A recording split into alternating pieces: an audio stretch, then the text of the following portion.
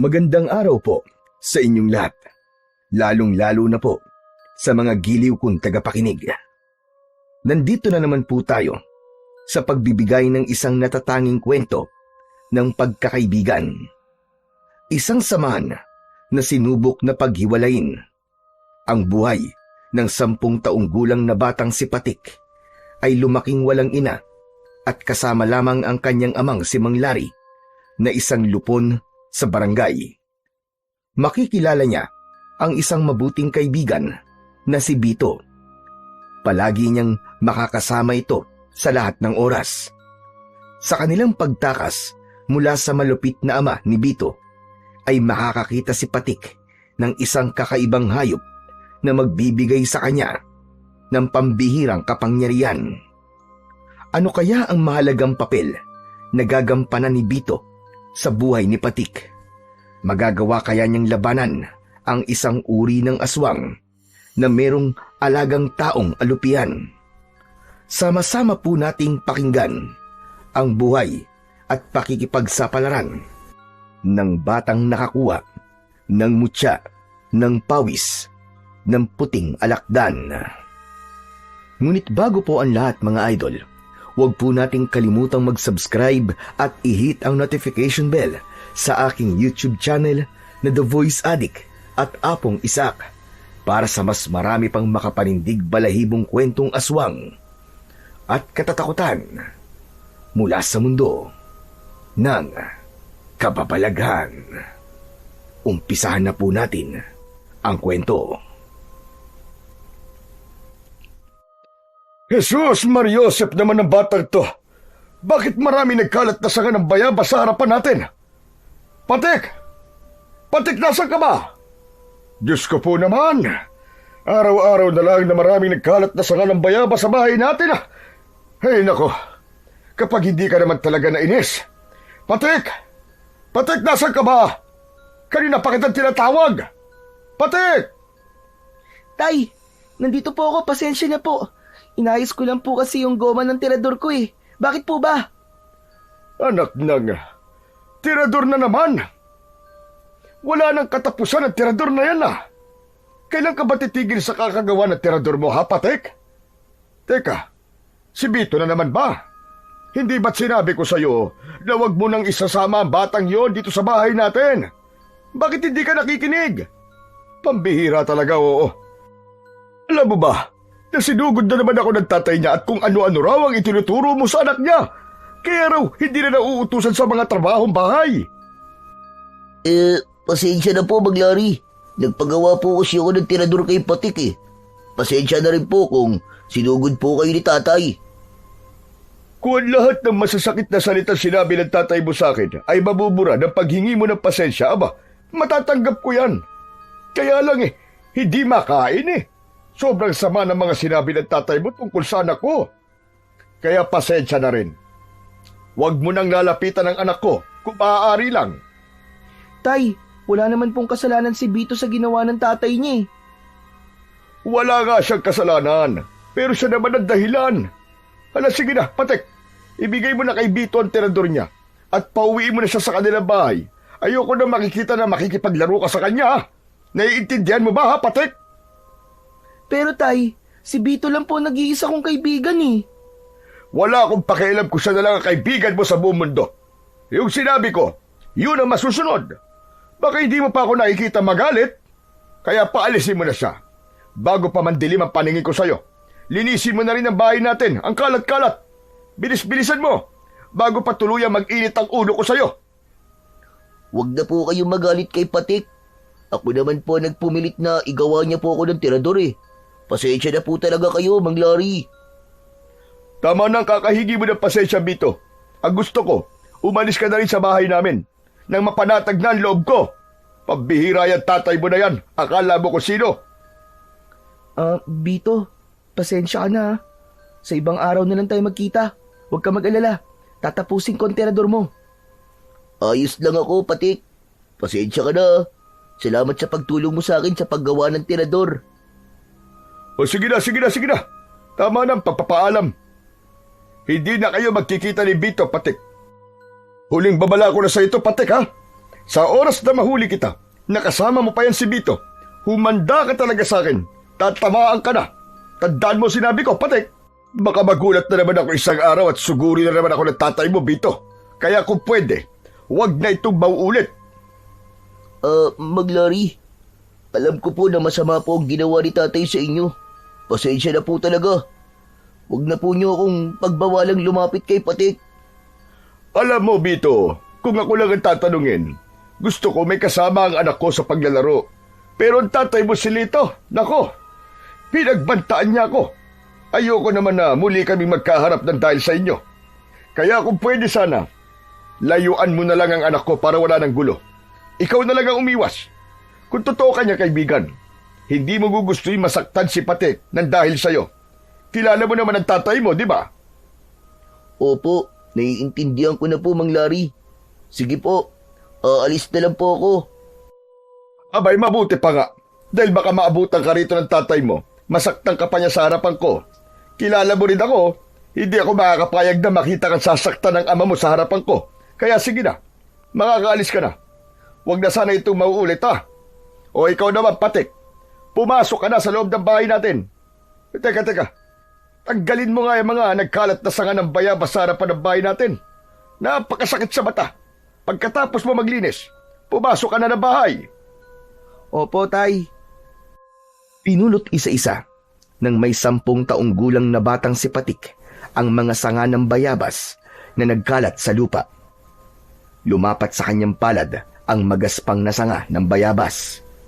Naluluwa ang kanyang mga mata habang nakayuko. Naramdaman niya ang tahimik na pagtalikod sa kanila ni Bito. Wala na itong imik nang magsimulang maglakad ito palabas ng kanilang bakuran. Sa muling pagtayo ni Patik ay nahabol niya ng tanaw ang papalayo niyang kaibigan na si Bito. Bagsak ang balikat nito habang naglalakad pauwi sa kanilang tahanan. Parang pinipiga ang dibdib niya dahil sa labis na awa para kay Bito.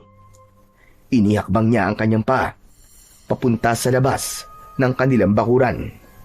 Itinapon niya ang mga sanga ng bayabas sa kanilang basurahan. Saka siya muling tumingin sa malayo ng si Bito. Binalingan ni Patik ang hawak niyang tirador. Pinagmasdan niya ang goma sa hugisway na sanga. Inilagay niya yon sa kanyang bulsa bago pumasok sa kanilang bahay. Diretso siyang naglakad papunta sa loob ng kanilang kusina. Isang malalim na buntong hininga ang pinakawalan ni Patik. Bago siya naupo sa harap ng lamesa, mabilis ang tibok ng kanyang puso dahil sigurado siyang hindi pa tapos ang kanyang amang si Mang Larry sa pagsisermon sa kanya. Ang liblib na baryo ng Sandagon ay sagana sa mga puno ng kahoy. Magaganda ang tanawin at malilinis ang mga ilog. Sa sobrang linaw ng tubig ay ligtas itong inumin. Tahimik ang paligid at napakadisiplinado ng mga tao. Pagdating naman sa usaping pangkapayapaan, si Mang Larry ang nangunguna bilang pinuno ng lupon sa barangay. Pagsasaka ang pangunahin nilang hanap buhay. Kung minsan ay nangingisda sila, depende sa nakasanayan ng isang pamilya. Nag-iisa lang ang naging libangan ng mga tao sa baryo. Yun ay ang manghuli ng mga ibon gamit ang tirador. Isang libangan na bawal sa batas ng gobyerno dahil sa walang habas na pagpatay sa mga ibon na malaya sanang lumilipad. Ang mga nauhuli naman nilang ibon ay kinakain nila. Kung minsan ay ibinibenta nila yon sa mga taong mahilig naman sa ibon. Maya-maya pa ay lumabas na si Mang Larry mula sa kwarto nito. Madilim ang anyo na tumingin ito sa kanya at umalingaw-ngaw ang galit nitong boses sa loob ng kanilang kusina. O ano, Patik? Hindi ka man lang ba magpapaliwanag kung bakit magkasama na naman kayo ni Bito, ha? Patik? Tay, gumawa lang naman po kami ng tirador kanina eh. Huwag na po kayong magalit kay Bito, Tay. Wala naman po kaming ginagawang masama eh. Hindi yan ang inaasahan ko na isasagot mo sa tanong ko, Patik. Talaga bang hindi ka na makikinig sa mga sinasabi ko? Akala ko ba, nagkaintindihan na tayo kagabi? Bakit inulit mo na naman? Tay, bakit po ba kailangan kong iwasan si Bito? Wala naman po kami ginagawang masama. Naglalaro lang naman po kami ng ibon na nahuhuli namin. Anong sinasabi mong walang masama sa ginagawa nyo? Kailangan ko pa bang ulit-ulitin sa'yo na iwasan mong makipaglaro kay Bito? Marami naman dyan na pwede mong maging kaibigan na. Basta wag lang si Bito. Iniiwasan ko lang naman na magkaharap kaming muli ni Lito. Kilala mo ko, anak. Ayoko ng gulo. Pero kapag sinaktan ka niya, aba, ibang usapan na yon. Tay, bakit naman po kayo makikipag-away kay Mang Lito? Saka, hindi ko talaga naiintindihan eh. Wala naman po kayong ibinibigay na paliwanag kung bakit kailangan ko pong iwasan si Bito. Mabait po ang kaibigan ko, Tay. At hindi naman siya masamang impluwensya sa akin eh. Hanggat wala po kayong sinasabing malinaw na dahilan para layuan ko si Bito, pasensya na po. Hindi ko po iiwasan ang kaibigan ko. Para ko na po siyang kapatid eh. At siya lang naman po nag-iisa kong kaibigan. Ay nako, bakit ba tigas-tigas ng ulo mo, anak? Makinig ka sa sinasabi ko. Kung talagang kaibigan ang tingin mo kay Bito, layuan mo siya para sa kaligtasan niya. Tay, bakit ko nga po lalayuan si Bito? Hindi niyo naman po sinasagot yung tanong ko eh. Mapilit ka. O sige, kanina. Nagharap kami ni Lito sa session namin sa Lupon.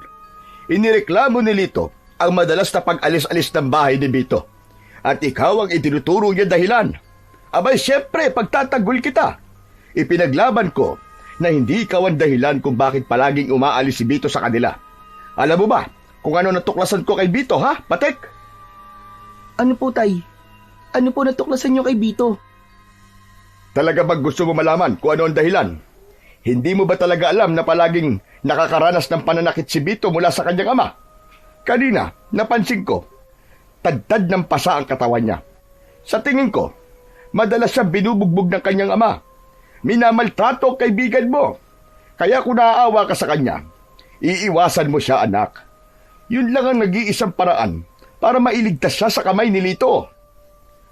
Paano pong binubugbog, Tay? Bakit naman po yung gagawin ni Mang Lito sa kanya?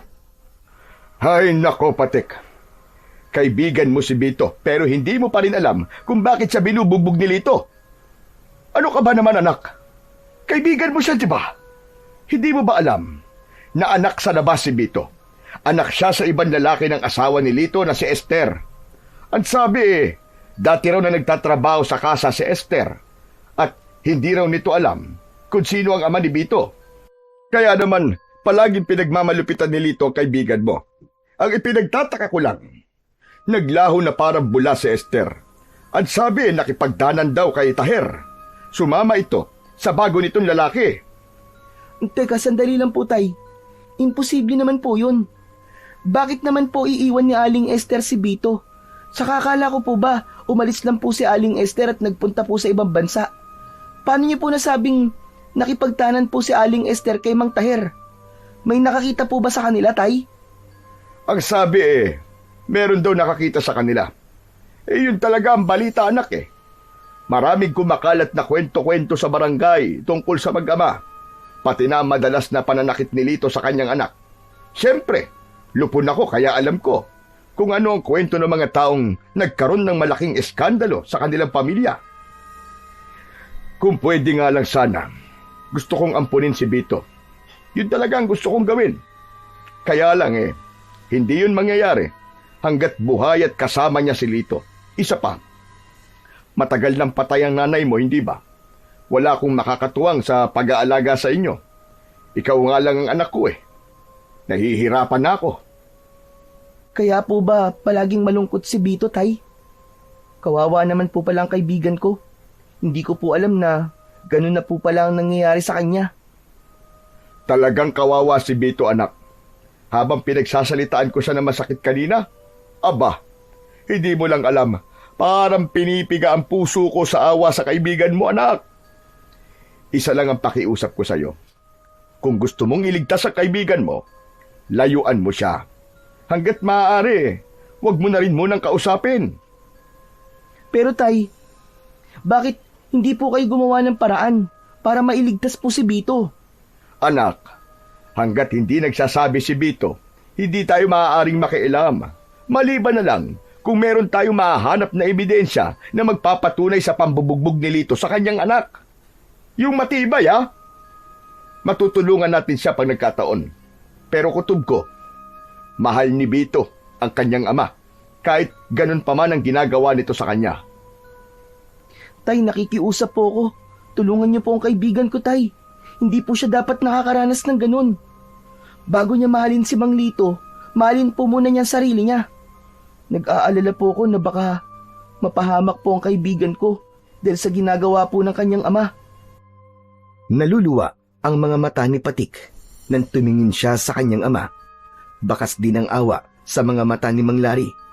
Yumuko ito at tumingin sa kanyang muka, habang ang dalawa nitong palad ay nakapatong sa tigkabilaan niyang balikat. Huwag ka mag-alala. Tutulungan natin si Bito, Patik. Pero simulan mo muna sa pag-iwas sa kanya. Mahal kita, anak. Tayong dalawa na lamang ang magkasama sa buhay. Ayokong maranasan mo ang nararanasan ni Bito. Baka pati ikaw saktan ni Lito Pero tay, pababayaan na lang po ba natin ang nangyayari sa kaibigan ko? Hindi, anak. Hahanap lang tayo ng pagkakataon. Hindi magiging madali ang pagliligtas natin sa kaibigan mo. Aba teka, bakit parang natigilan ka, Patik? Huwag mong sabihing, may balak kang makialam kay Bito. Sinasabi ko na sa'yo, anak, mapapahama ka. Kaya makinig ka sa mga sinasabi ko sa'yo. Wala po akong balak makialam, tay. Meron lang po akong iniisip Bigla po akong nag-alala kay Bito. Kawawa naman po pala talaga siya. Wala na nga po siyang nanay. Mawawalan din po siya ng kaibigan. Anak, kung totoong nag-aalala ka sa kanya, iwasan mo makipag-usap kay Bito. Paulit-ulit ko sinasabi sa'yo. Lalo na yung pagpunta-punta nyo sa kagubatan. Huwag mo na rin siyang isasama para manghuli ng mga ibon. Hanggat maaari, tigilan mo na rin ang paggamit-gamit ng tirador. O kahit ang pagpunta sa gubat. Meron kaming bagong binabantayan na kaso. Tumayo ng tuwid si Mang Lari at inalis ang mga kamay sa kanyang balikat. Naupo ito sa bangko na kahoy at isang malalim na buntong hininga ang pinakawalan nito. Naupo si Patik sa tabi ni Mang Lari. Naghintay sa sasabihin ng kanyang ama. Nang hindi nagsalita si Mang Lari, ay siya na ang nagtanong dito. Bakit naman po napunta sa tirador ang usapan natin, tay? Dahil delikado. Aba, ano na lamang ang sasabihin ng mga kasamaan ko sa lupon na ang anak ko nangunguna sa paglabag ng batas? Kaya dapat mag-isip ka. Huwag mong kalimutan na lupon ang tatay mo. Alam ko naman po, tay, na lupon po kayo. Ang gusto ko pong malaman ay kung bakit ayaw nyo na rin po akong pumunta sa gubat. Dahil sa mga 5 batang nawala. Lahat sila'y kasing edad mo na mahilig pumunta ng gubat at gumagamit ng tirador.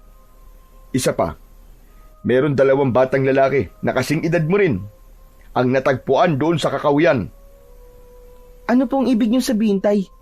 Hanggang ngayon po ba hindi pa rin nakikita ang 5 batang nawawala? Oo. At nag-aalala kung baka pati ikaw ay mapahamak. Ano po bang nangyari sa 2 batang natagpuan, tay? Paano po sila namatay? Hindi ko pa alam kung ano ang buong detalye sa kung ano ang dahilan ng pagkamatay nila. Pag-uusapan pa lang namin mamaya. Pero ang narinig ko wak-wak daw ang tiyan at nawawala raw ang mga laman loob ng bata. Naiwan daw ang 2 puting rosas sa bawat katawan ng mga biktima. Palaisipan pa rin sa amin kung ano ang totoong nangyari sa kanila. Diyos ko, hindi po ba't matagal na pong sakit ng ulo ng mga pulis ang madalas na pagpatay sa mga bata sa baryo natin, tay? Sa lahat po sila ay nilalagyan ng puting rosa sa katawan. Pero wala naman pong mga puting rosa sa baryo natin, tay. Paano pong nangyari yun? Kaya nga malalaman namin mamaya. Pag-uusapan pa namin ang mga gagawin. Malakas ang kutob kong pagbabawalan ng mga bata na manghuli ng ibon sa kagubatan. Magkakaroon ng karpyo. Kaya ikaw, anak, makinig ka sa mga sinasabi ko, ha? Huwag ka na munang pupunta sa gubat. Huwag matigas ang ulo. Masyadong delikado para sa'yo.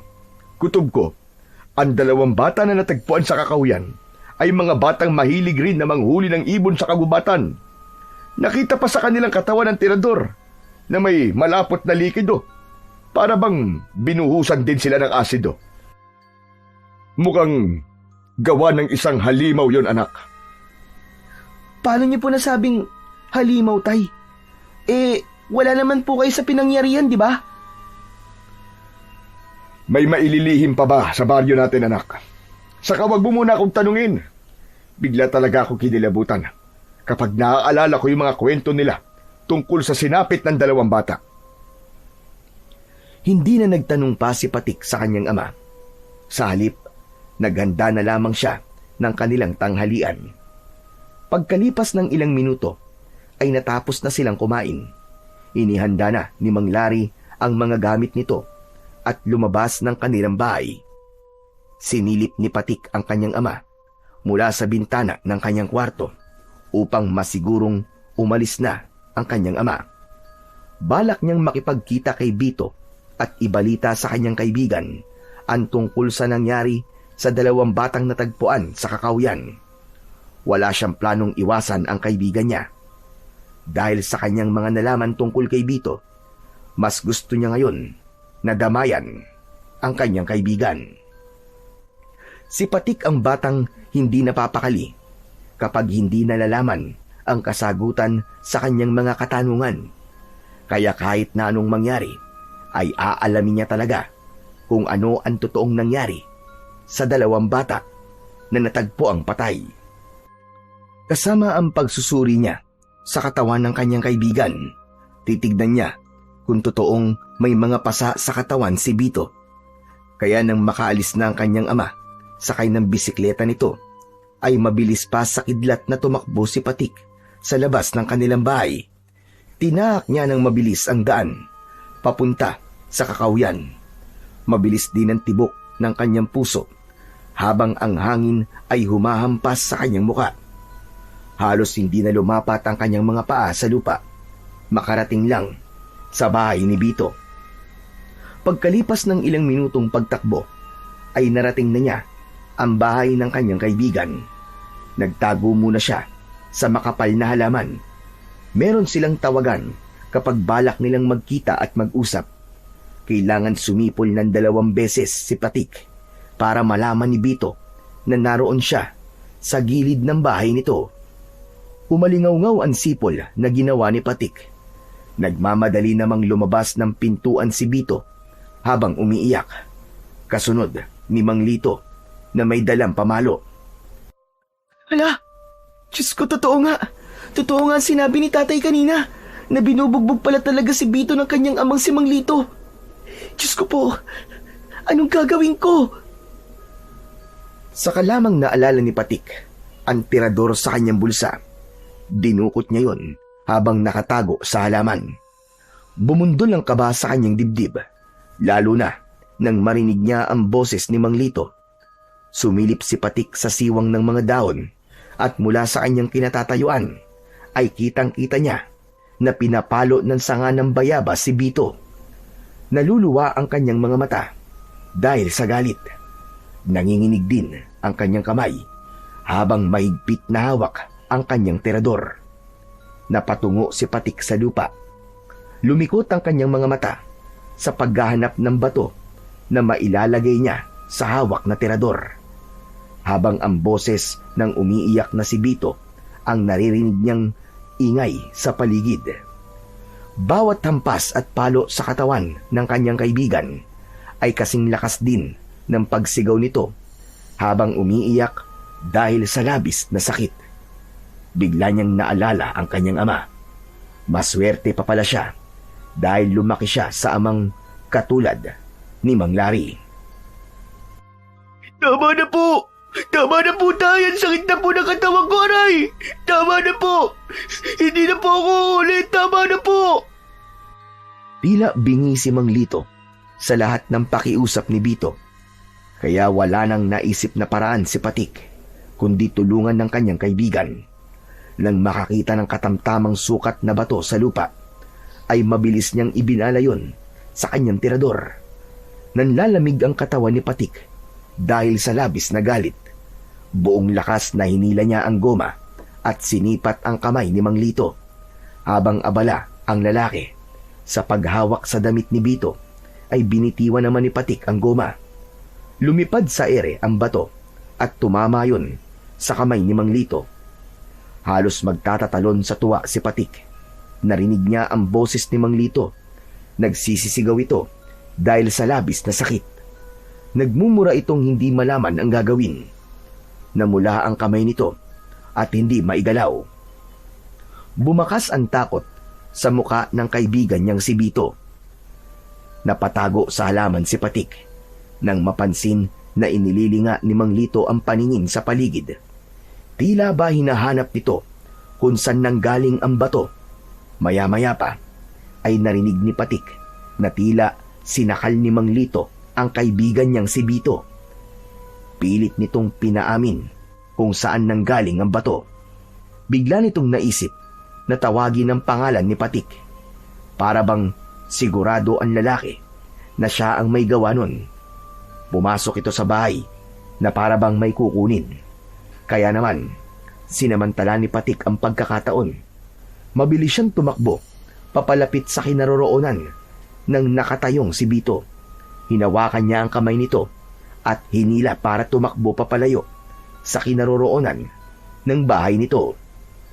Bilisan mo, Bito! Sumama ka sa akin! Doon tayo magtatago sa tabing ilog! Tara na! Pero, baka makita ka ni tatay. Wala na akong pakialam kahit makita pa ako ni Mang Lito. Tara na! Ang mahalaga, maitakas kita sa mga kamay niya. Alam ko na ang totoong nangyayari sa'yo, Bito. Kaya bilisan mo, para hindi niya malaman kung saan tayo magtatago. Tara na! Halos magpaekis-ekis sa daan ang magkaibigan habang tumatakbo. Pinasok nila ang madilim na bahagi ng kakawyan. Magkahawak ang kanilang mga kamay na tinahak nila ang makipot na daan sa masukal na kakawyan. Pareho silang humihingal habang tumatakbo, kasunod ng malakas na sigaw ni Mang Lito na may himig ng pagbabanta. Ngunit hindi natinag ang magkaibigan. Hindi sila tumigil sa ginagawa nilang pagtakbo.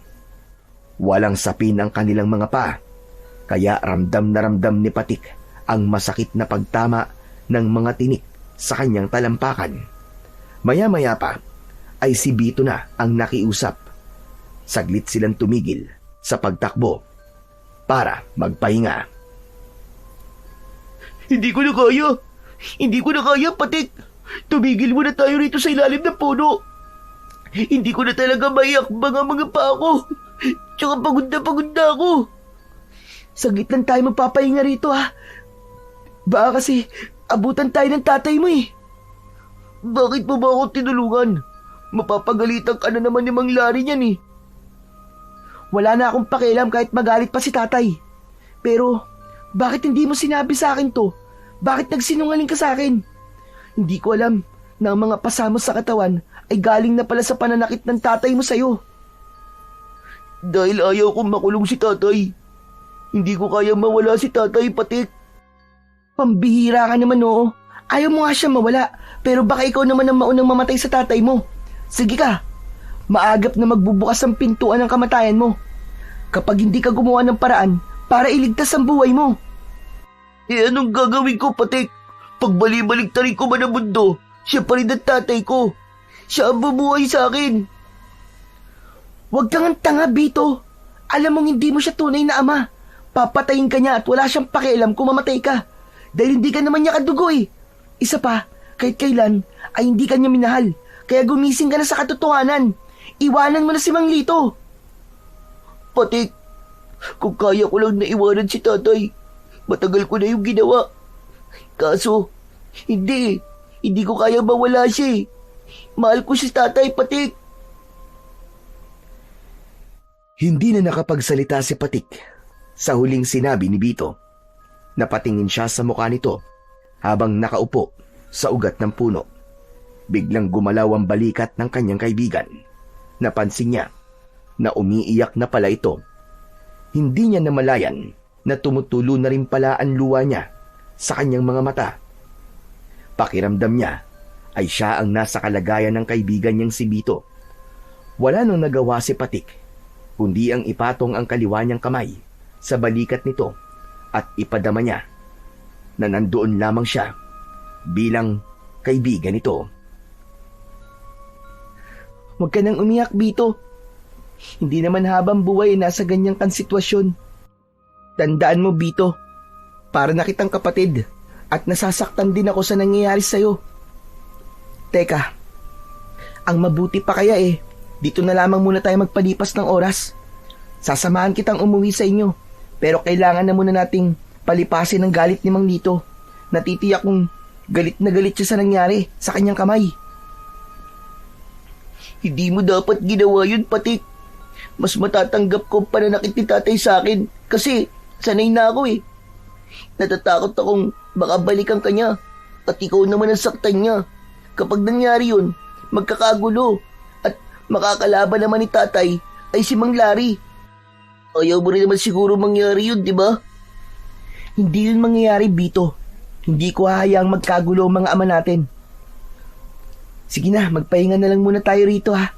Huwag kang aalis dito. Maghahanap lang ako ng mga bato na pwede kong maibala sa terador natin. Nakita mo ba ang terador mo? Eto, tapos ko nang ayusin. Diyan mo na muna yan, Patik.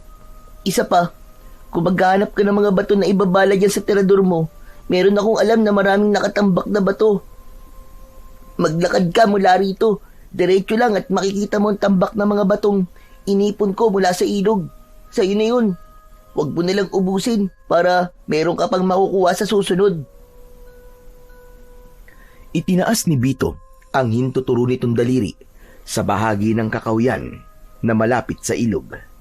Sinundan ni Patik ng tingin ang bahaging itinuro sa kanya ng kaibigan. Sige, pupuntahan ko.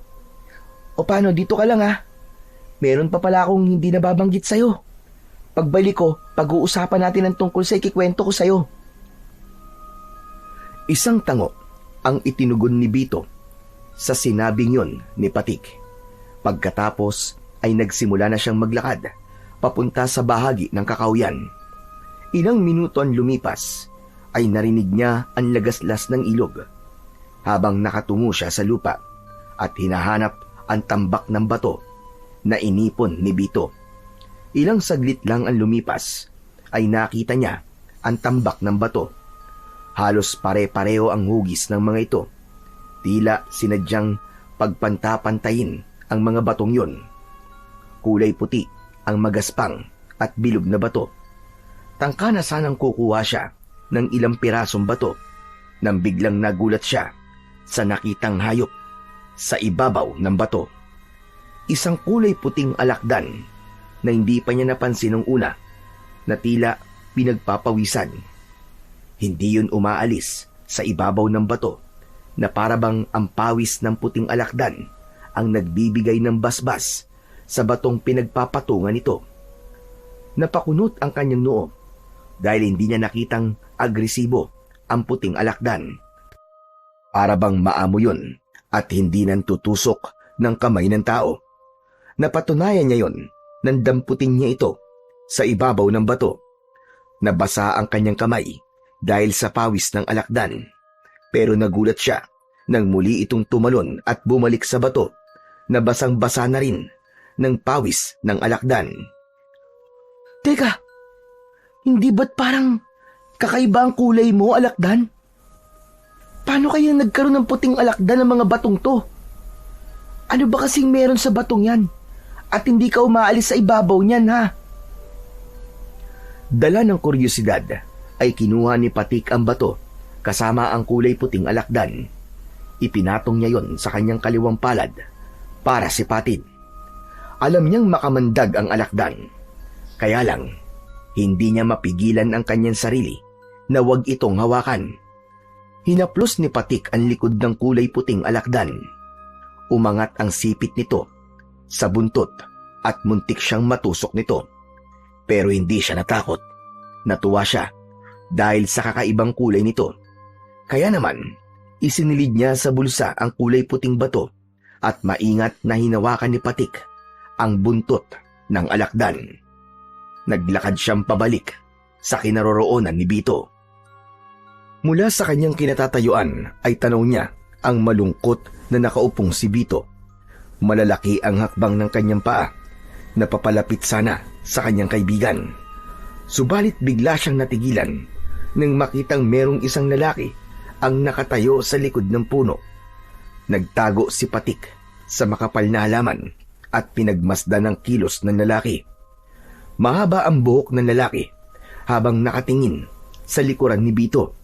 Walang kaalam-alam ang kanyang kaibigan na meron ng ibang tao na naroon sa lugar na yon. Sino kaya siya? Mukha naman na hindi siya taga rito. Teka, bakit kaya pinapanood lamang niya ang kaibigan ko? Ilang sandali pang naghintay si Patik sa kung ano ang gagawin ng lalaki.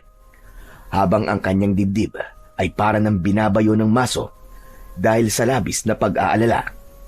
Hindi niya magamit ang kanyang tirador dahil hawak niya pa rin ang kulay puting alakdan. Hindi niya inaalis ang kanyang paningin sa lalaking tahimik na nakatayo sa likuran ni Bito.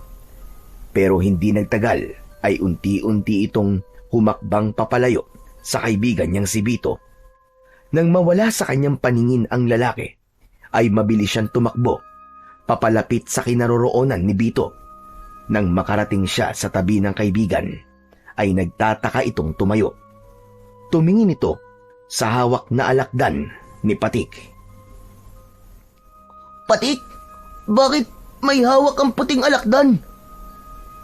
Hindi yun ang mahalaga sa ngayon, Bito. Hindi mo ba nararamdaman na kanina merong lalaking nakatayo sa likuran mo, tapos pinapanood ka lang niya? Ano ka ba naman, Patik?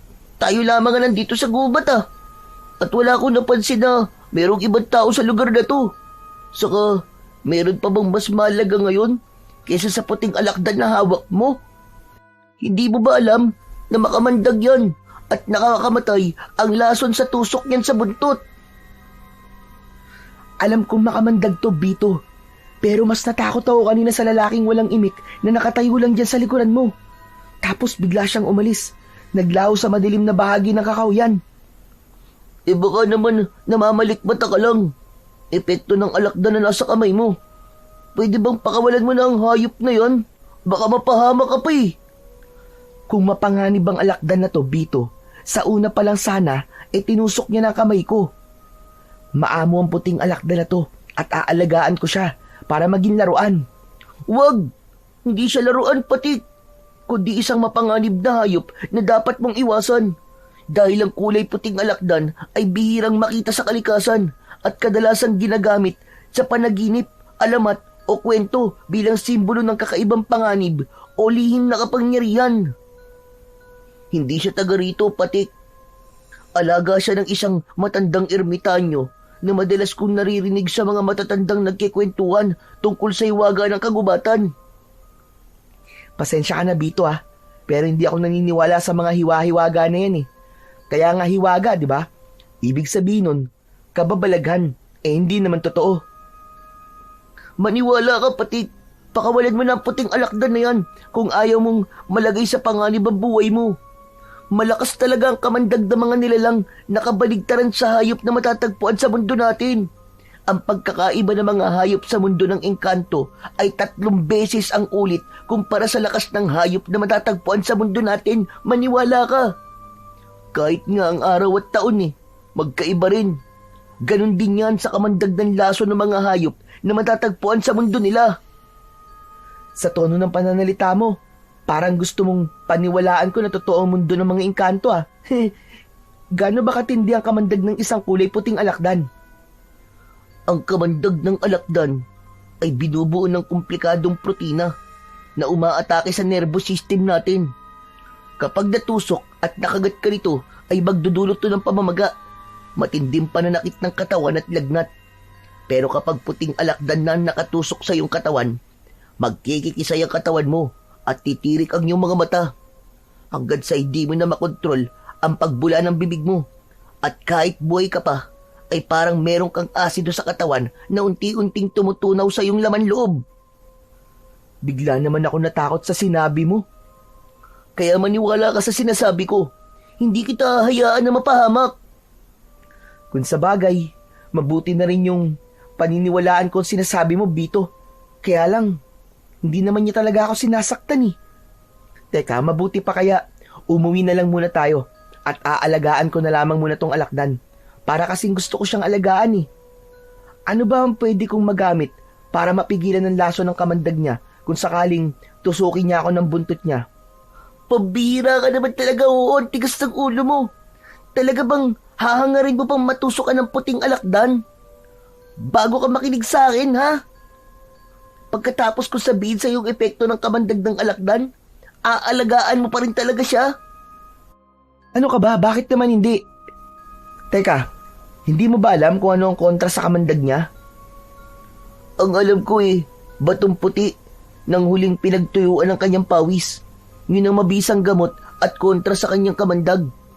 Konti lang ang alam ko tungkol sa batong puti na sinasabing mutya ng pawis ng puting alakdan. Si Lolo Gastor na albularyong hilot ang nakakaalam sa ibang mga detalye tungkol sa mutya. Tama nga. Meron akong nakuhang kulay puting bato sa ilalim ng alakdan na to. Sandali, nasa bulsa ko yun eh. Dinukot ng kaliwang kamay ni Patik ang kanyang bulsa habang ang kulay puting alakdan ay nanatili sa kanyang kaliwang palad. Ipinakita niya kay Bito ang kulay puting bato. Nanlaki ang mga mata ni Bito at bumakas ang pagtataka sa mukha nito. Teka, sigurado ka bang yan ang bato ng mutya ng pawis ng puting alakdan? Oo, ito nga yun, sigurado ko. Basa nga to ng pawis kanini. Kaya simula ngayon, ako na ang mag-aalaga sa kanya. Muling ibinalik ni Patik ang bato sa kanyang bulsa at masayang napatitig sa puting alakdan na parang nakatulog na sa kanyang palad. Maya-maya pa ay biglang nagsalita si Bito. Teka. Ano nga ba ulit yung gusto mong sabihin sa akin kanina bago ka umalis? Biglang naalala ni Patik ang totoong pakay niya kay Bito, kaya niya naisipang puntahan ito. Balak niyang humingi ng tulong sa kaibigan na alaminan tungkol sa dalawang bata na natagpo ang patay sa Kakahuyan. Oo nga pala, munti ko na makalimutan.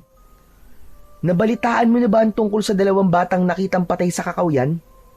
Oo, nabalitaan ko, Patik. Ang totoo, si tatay ang unang nakakita sa dalawang batang namatay.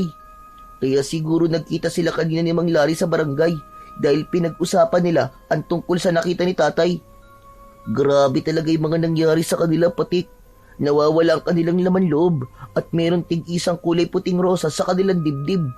Para bang sinadyang ilagay yun sa katawan ng mga to. Kaya nga eh. Pero alam mo, Bito, malakas ang kutob ko na hindi gusto ng taong yun na patayin ng dalawang bata. Imposible ang ganun, Patik. Wala nang sasama pa sa mga nilalang na pumapatay sa mga bata. Yung paluin na nga lang, masakit na eh. Yung pa kayang wakwakin ng tiyan at iwanan na lamang na parang basura ang katawan sa Kakahuyan. Hindi sila mga tao. Wala silang kasisama at masahol pa sa demonyo ang kasamaan nila. Ang dapat sa kanila, mamatay at tagtari ng pinong-pino. Bakit? Sigurado na bang tao may gawa nun sa kanila, Bito? Sa tingin kasi ni tatay, halimaw. Halimaw na merong maraming paa ang pumatay sa kanila.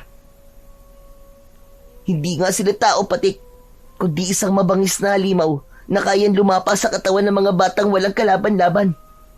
Ang mabuti pa kaya, makipagkita tayo kay Lolo Gastor. Teka, sandali lang. Hindi ba't nakatira yun sa gitna ng kagubatan? Baka naman maligaw tayo sa pagpunta ron at hindi na tayo makabalik pa sa pamilya natin. Ano ka ba naman, Patik? Huwag kang mag-isip na maliligaw tayo sa gubat. Madalas tayong pumupunta rito at halos nalibot na natin ang buong kagubatan. Mahalaga ang sadya natin kay Lolo Gastor. Saka, masasagot niya ang tanong natin tungkol sa puting alakdan at sa rosas na madalas na nakukuha sa katawan ng mga batang natatagpo ang patay. Nakakapag-alala lang dahil halos lahat ng mga nabibiktima ay kasing edad lamang natin. Baka isang araw tayong dalawa na ang makitang patay sa Kakahuyan. Pambihira ka naman, no? Ayoko pong mamatay, no? Isa pa, marami pa tayong mararanasan na sarap ng buhay. Ang mahalaga ay hindi natin hihahangad na mamatay ng maaga. Teka, paano tong alakdan sa kamay ko? Ipatong mo na lang siya sa balikat mo habang naglalakad tayo. Total, kanina mo pa naman hawak yan kaya natitiyak kong hindi talaga siya matapang. Kutob ko pa nga, nakatakda talaga siya para sa'yo. Tama na nga yung kutob-kutob na yan. Ngayon ko na nga lang nalaman na marami ka palang alam kumpara sa akin. O paano? Tara na, puntahan na natin si Lolo Gastor. Pagkatapos magkasundo ng magkaibigan, ay naglakad sila paalis sa lugar na yon. Binasok nila ang madilim na bahagi ng kakawyan. Inakyat nila ang mga burol at tinawid ang 2 ilog papunta sa bahay ni Lolo Gastor. Matatagpuan ang bahay ng matandang albularyo sa pusod ng kagubatan. Halos kapusin sila ng hininga dahil sa malayo nilang paglalakad. Pagkalipas ng ilang oras ay napansin ni Patik na medyo madilim ang bahaging yun ng kakawyan. Kaya naman, hindi niya maiwasan ang bigla na lamang kilabutan.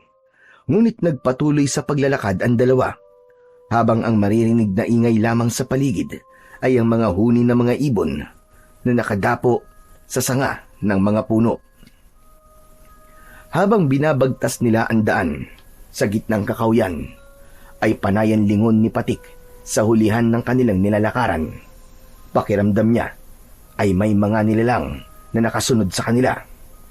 Kaya mas lalo niyang binilisan ang pagakbang ng kanyang mga paa. Naunahan pa niya sa paglalakad si Bito na kanina pang hindi nagsasalita habang naglalakad. May pagkakataon pa na natitisod siya sa mga nakausling kahoy sa daan. Dahil sa sobrang pagmamadali, nag-alala siya na baka nakasunod sa kanila ang taong pumapatay ng mga bata at sila naman ang sunod na biktimahin ng nilalang. Bito, wala ka bang nararamdaman sa paligid natin? Para kasing kanina pang may nakasunod sa atin eh. Saglit na tumigil si Bito sa paglalakad at humarap ito sa nag-aalalang si Patik. Nang tumahimik ang paligid at nawala ang ingay mula sa kanilang yabag, ay sigurado si Patik na merong yabag na naiwan at hindi sa kanila yon.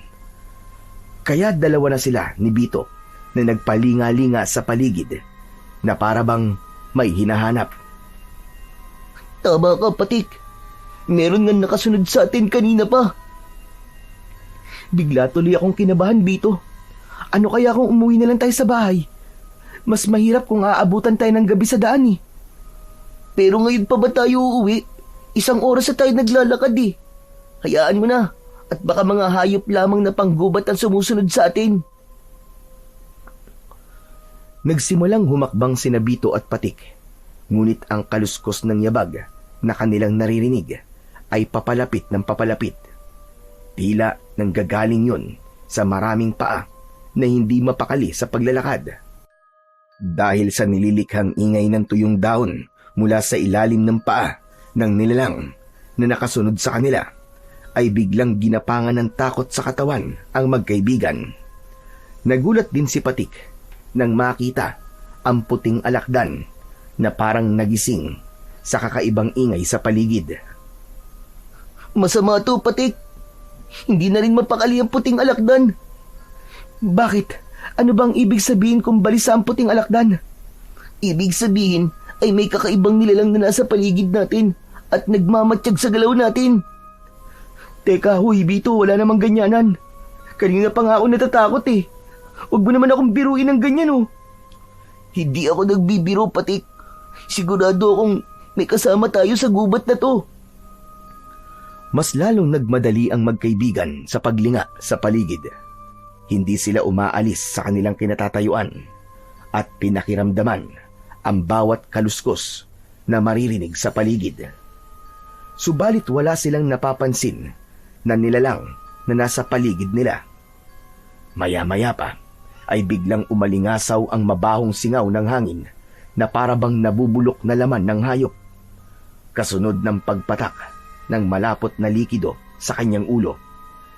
Nahaplos ni Patik ang kanyang ulo at naramdaman niya ang madulas at malagkit na basa sa kanyang buhok. Gusto niyang sumigaw. Gusto niyang bilisan ang pagtingin sa pinagmumulan ng likido na tumutulo sa kanyang ulo. Bito? Bito? Sa itaas ng puno tumingin ka. Parang may... Patik! May taong kalupihan! Ah! Takbo na! Hindi na pinagkaabalahan ni Patik na tignan ang nakita ni Bito sa itaas ng puno. Maliwanag na isang nilalang yon na may nakakatakot na itsura. Nang tumakbo sila sa kakawyan, lumingon si Patik sa hulihan ng kanilang daan. Nakita niya ang umaalon-alon na katawan ng taong alupihan na humahabol sa kanila ng kaibigan niyang si Bito. Sa tingin niya ay isa itong uri ng alupihan na may nakakamatay na lason na madalas ay ipinangtatapat sa kamandag ng isang alakdan. Halos hindi sumayad ang mga paa ni Patik sa lupa. Ganon din si Bito na nanlalaki pa ang mga mata sa pagtakbo. Hindi rin pinansin ni Patik ang puting alakdan na nasa kanyang katawan. Ang mahalaga ay makatakas sila sa humahabol na taong alupian sa kanila. Ngunit hindi napansin ni Patik ang batong nakaharang sa kanyang dadaanan. Kaya naman, natisod siya sa bato at bumagsak siya ng pasadsad sa lupa. Malayo na ang agwat sa kanya ni Bito nang tumigil ito sa pagtakbo, habang ang taong alupihan naman ay nakangising nakatingin kay Patik. Tumutulo ang malapot nitong laway na may kasama pang dugo mula sa nilalang na kinain ito. Lumitaw ang malalagari nitong mga ngipin. Kulay itim yun na parabang nabubulok na kahoy. Kitang-kita niya ang 100 nitong mga paa na nakalapat sa lupa, habang ang ingay ng kaluskos mula sa paa nito ay nagpabingi sa takot na si Patik. Dayuan mo ang kaibigan ko! Halimaw ka! Huwag mo kaming papatayin! Lumapit sa kinaroroonan ni Patik si Bito para humarang sa nilalang na handa nang umatake kay Patik. Iwinasiwas ni Bito ang nahawakan nitong sanga ng puno para hindi makalapit ang nilalang. Nang mga sandaling yun ay natulala si Patik. Hinayaan niyang si Bito ang humarap sa aswang. Hindi siya makagalaw at tila ba hinihintay na lamang niya na lumapit sa kanya ang halimaw. Sa tingin niya ay babae ang taong alupihan dahil sa malusog nitong dibdib. Tila iniiwasan nito si Bito at si Patik lang ang gusto nitong lapain. Ayon sa matatanda na madalas na nagkikwento tungkol sa mga ganong klaseng nilalang, ang taong alupihan ay merong kakaibang lakas bilang isang aswang na halimaw. Hindi siya naniniwala sa kwentong yun dahil inisip niya na kababalaghan ang mga kwentong naririnig niya mula sa matatanda. Ngunit ngayon ay sigurado siya na hindi lang ito isang kwento, kundi isang katotohanan na nasa panganib na ang kanilang buhay dahil sa nilalang na bigla na lamang lumitaw mula sa kung saan. Tumayo ka! Dali, tumayo ka, Patik! Huwag kang tuwag! Kundi, papatayin niya tayo! Mabilis na tumayo si Patik. Sa pagkakataong yun ay nakabawi na siya ng lakas. Hindi nila inaalis ang tingin sa taong alupihan. Tumingala ito at humuni na parang sa ahas. Ngunit masakit yun sa kanilang pandinig. Lumayo ka! Halimaw ka! Kailanman ay walang tatanggap sa'yo! Hindi ako makakapayag na basta mo nilang patayin ang kaibigan ko! Ang sama mo! Ang sama-sama mo nila lang! Demonyo ka! Sa tono ng pananalita ni Bito ay ramdam na ramdam ni Patik ang matinding galit mula sa kanyang kaibigan. Kaya ang mahinang pagwasiwas nito ng kahoy sa hangin ay mas bumilis hanggang sa bumigat at maging mabagsik ang hampas nito gamit ang kahoy. Tinamaan ang nilalang sa muka kaya bahagya itong napaatras. Nagkaroon ng pagkakataon ng magkaibigan na tumakbo, papalayo, sa nilalang na yon. Habol ang sariling hininga, ay binilisan nila ang pagtahak paahon sa bundok. Ngunit naramdaman ni Patik na malapit na silang maabutan ng aswang. Si Bito ang nasa huli at ilang di pa na lamang ang layo ng taong alupihan sa katawan ng kanyang kaibigan.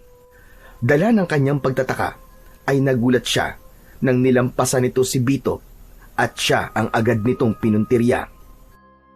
Lumipad ito sa ere na parang papel.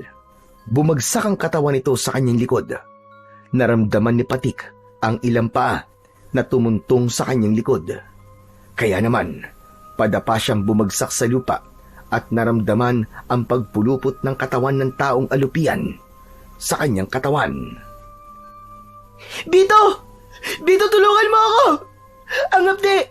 Parang may apoy sa likod ko, Bito! Tulungan mo ako! Huli na nang malaman ni Patik na ang ilalim ng mga paa ng taong alupihan ay merong likido na kagaya sa epekto ng asido. Ngunit bigla siyang nakaramdam ng kakaibang ginhawa nang mula sa kanyang katawan ay lumitaw ang kulay puting alakdan. Pinagtutusok nito ang lahat ng mga paa na nakatungtong sa likod ni Patik. Tila napaso ang taong alupian at agad itong gumapang papalayo sa kanyang kinaroroonan. Nahirapan siyang bumangon dahil sa mahapding lapnos sa likod niya. Lumapit sa kanya ang kaibigan niyang si Bito. Bakas ang pag-aalala sa mukha nito. Diyos ko, Patik! Ayos ka na ba? Muntik ka na ron. Mabuti na lang at iniligtas ka ng puting alakdan. Hindi ako okay, Bito. Ang hapdi-hapdi na likod ko dahil sa paso. Pambihira namang kamalasan to. Paano ako lang ang inaatake ng hayop na yun? Siguro ay dahil sa puting alakdan. Pero kailangan na muna nating umalis dito. Malapit na ang bahay ni Lolo Gastor dito. Halika, kumapit ka sa kamay ko at aalalayan kita maglakad. Tumayo si Patik at tinanggap ang kamay ni Bito. Ipinatong niya ang kanyang braso sa balikat ng kanyang kaibigan. Pagkatapos ay humawak ang kamay nito sa kanyang bewang. Ika-ikang naglakad si Patik dahil sa tama niya sa likod. Pagkalipas ng ilang minuto, sa wakas ay narating na nila ang bahay ni Lolo Gastor. Marami ang nakatanim na halamang gamot sa palibot ng bakuran, habang ang mga sanga ng puno ay nakasabit sa bubong ng kubo. Gawa yon sa kugon at yari naman sa kawayan ng dingding. Tahimik ang lugar at halos wala nang makikitang hayop sa paligid. Indikasyong pagtatanim lang ng halaman ang pinagkakaabalahan ng matandang nakatira doon. Isang malalim na buntong hininga ang pinakawalan ni Patik bago sila lumapit at pumasok sa bakuran ng matanda. Nang makalapit sila sa tapat ng pintuan ng bahay, ay doon na tumawag si Bito. Tao po! Tao po, Lolo Gastor! Tao po! Nandyan po ba kayo? Lolo Gastor! Narinig ng dalawa ang mabigat na yabag ng paa mula sa sahig ng bahay. Kasunod ang pagtunog ng panara ng pinto. Nagawa naman sa tabla. Bumukas ang pintuan at sumilip ang isang payat na matandang lalaki. Sa tingin niya ay yun na si Lolo Gastor. Payat ang matanda at mahaba ang buhok. Kapansin-pansin ang kulay kayumangging mga mata ng matanda. Bakit kayo tumatawag? Ano ang kailangan nyo? Lolo Gastor, tulungan niyo po kaibigan ko. May sugat po siya. Gamutin niyo po siya. Sugat ba ka mo? Abay, sino naman ang may gawa? Isang taong alupian po. Napaso po siya ng malaasid ng paa ng halimaw na yun. Tulungan niyo po kami. Nakikiusap po ako, Lolo Gastor. Sa pagkakataong yun, ay hinayaan ni Patik na makipag-usap si Bito sa matandang si Lolo Gastor. Pakiramdam niya ay biglang naparalisa ang kanyang katawan. Namamanhid ang kanyang likod at nanginginig ang kanyang katawan dahil sa taas ng lagnat niya. Naipikit niya ang kanyang mga mata. Ni sa panaginip ay hindi niya naisip na mararanasan niya ang ganong klaseng pakiramdam. Naramdaman niya ang kamay ni Lolo Gastor. Inalalayan siyang maglakad papasok sa bahay nito. Ni hindi niya magawang tignan ang itsura ng bahay na pinagdalhan sa kanya. Para siyang unti-unting nanghihina at ayaw gumalaw ng kanyang paa para maihakbang. Maya-maya pa ay naramdaman niya ang matigas na katre sa kanyang tiyan at dibdib. Padapang lumapat ang kanyang tiyan at dibdib sa banig na gawa sa abaka. Naamoy niya ang insenso't kamangyan, pati na ang langis na inihaplas ng matanda sa kanyang likuran. Pero nagulat ang matanda sa biglang paglitaw ng puting alakdan sa balikat ni Patik. Kung ganun pala, siya ang napili ng puting alakdan, Bito. Opo, sa kanya po nagpakita ang kulay puting alakdan na dati na ninyong ikinikwento sa akin. Kung ganun, ay palatandaan ito ng muling paglitaw ng kulay puting rosas sa mga bangkay ng mga batang may edad 10 taong gulang. Masama ito dahil pahiwatig ito ng muling pagsalakay ng diwatang isinumpa ng kalikasan. Ang nilalang na hindi matahimik at punong-puno ng inggit sa katawan. Gustong magtanong ni Patik kung ano ang ibig sabihin ng mga pinag-uusapan ng dalawang taong nasa tabi niya. Pero hindi niya magawa dahil sa paninigas ng kanyang panga. Mas nangibabaw ang katahimikan ng dalawa. Biglang pumasok sa isip ni Patik ang mga ibinilin sa kanya ng kanyang amang si Mang Lari. Hindi siya nakinig dito. Pumunta pa rin siya sa kagubatan. Kaya nandito siya ngayon. Nararamdaman ang masakit na epekto ng likido mula sa kamandag ng taong alupihan. May posibilidad po bang sila ang may gawa sa mga natagpuan na dalawang bata sa kakawian? Oo, sigurado kung sila nga ang may gawa nun. Hindi ko alam kung paano sila mapipigilan. Nag-aalala ko sa malaking kaguluhan na mangyayari sa baryo natin. Kung may bagong hinirang na tagapangalaga sa puting alakdan, marahil ay nakuha na rin ng kaibigan mo ang mutya ng pawis ng puting alakdan. Malalagay siya sa panganib kapag hindi niya napag-aralan kung paanong gagamitin ang mutya. Paano pong malalagay sa panganib ang buhay ng kaibigan ko, Lolo Gastor? Dahil sa bato na unti-unting bumabalot sa kanyang katawan, ang mutya ang tunay na nakapagpapagaling sa kaibigan mo. Sigurado ka na ba sa desisyon mo, Bito? Opo, sigurado po ako, Lolo Gastor. Hindi maintindihan ni Patik kung ano ang desisyong tinutukoy ni Lolo Gastor sa kaibigan niyang si Bito. Habang nararamdaman niya ang pagbigat ng talukap ng kanyang mga mata, bago siya nakatulog ay naramdaman pa niya ang pagtusok ng buntot ng alakdan sa kanyang batok. Hindi yun napapansin ng dalawa dahil abala ang mga ito sa pag-uusap ng tungkol sa mga biktimang natatagpuan sa kakahuyan, hanggang sa tuluyan na ngang nagdilim ang kanyang paningin. Mula sa malalim na tulog ay nagising ang diwa ni Patik. Naramdaman niya ang pagdampi ng tela sa kanyang pisngi at braso. Dahan-dahan siyang nagmulat ng mga mata at mabilis na napabalikwas ng bangon. Napako ang kanyang paningin sa telang hawak ni Bito. Nag-aalala itong napatitig sa kanyang mukha. Bito, anong oras na? Gaano katagal ako nakatulog? Magdamag kang nakatulog, Patik. Kaya nga, nag-alala ako sa iyo dahil matagal kang nawalan ng malay. Pasensya ka na Hindi namin alam na may tusok ka na ng alakdan sa batok. Mabuti na lang at iniligtas ka ng mutya kaya walang nangyaring masama sa iyo. Nalaman namin na ginamot ka ng puting alakdan para mawala ang lason mula sa kamandag ng paa ng taong alupihan. Napatigil sa pag-uusap ang dalawa nang pumasok sa loob ng kwarto ang matandang si Lolo Gastor. May dala itong baso na merong dahon ng ikmo. Dinikdik yun at inilagay ang katas sa baso. Inumin mo ang katas ng ikmo para tuluyang mawala ang laso ng kamandag ng taong alupian sa katawan mo. Kinuha ni Patik ang basong iniabot ni Lolo Gastor. Saka mabilis na ininom ang katas. Pagkatapos niyang maubos ang laman ng baso, ay napatingin siya sa gawi ni Bito na biglang nagsalita. Kausap ang matanda. Lolo Gastor, ang totoo, kaya po kami nagpunta sa kagubatan, ay balak po talaga namin na makipag-usap sa inyo tungkol po sa mutya ng pawis ng puting alakdan.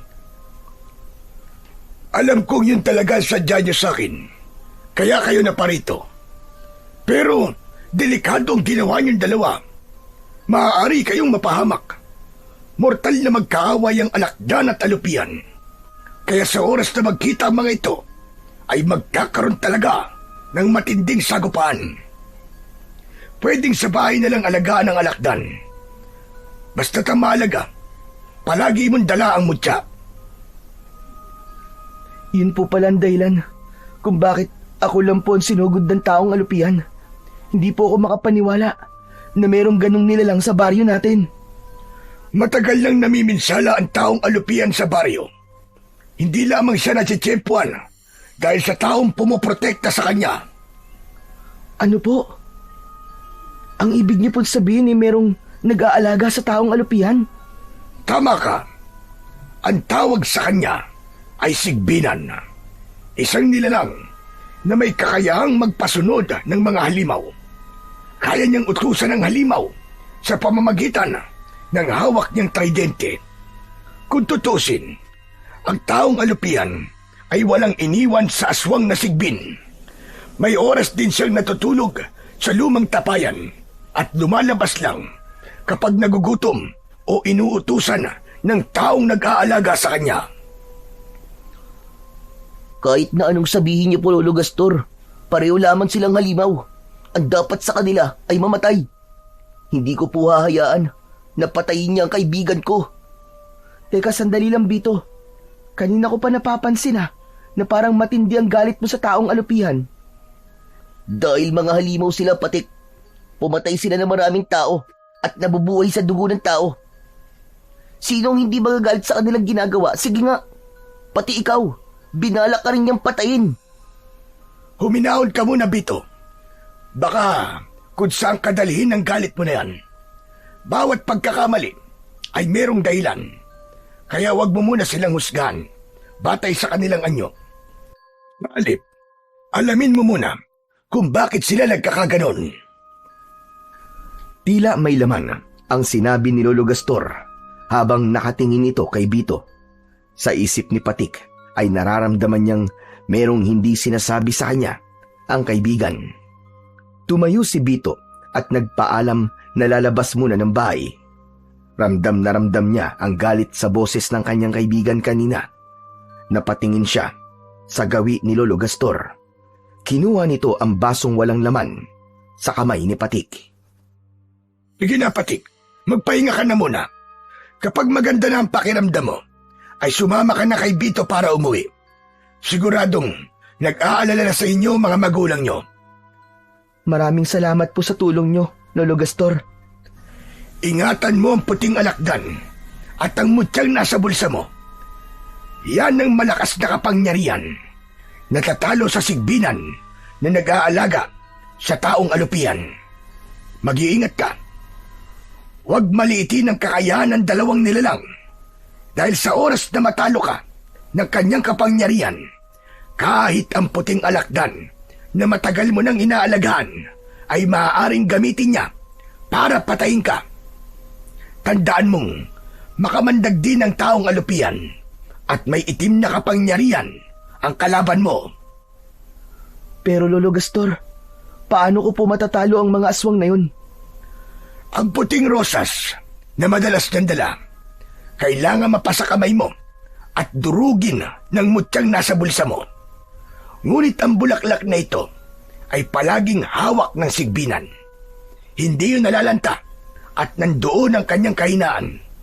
Lumaban ka sa kanya. Gawin mo ang lahat para makuha ang kulay puting rosas.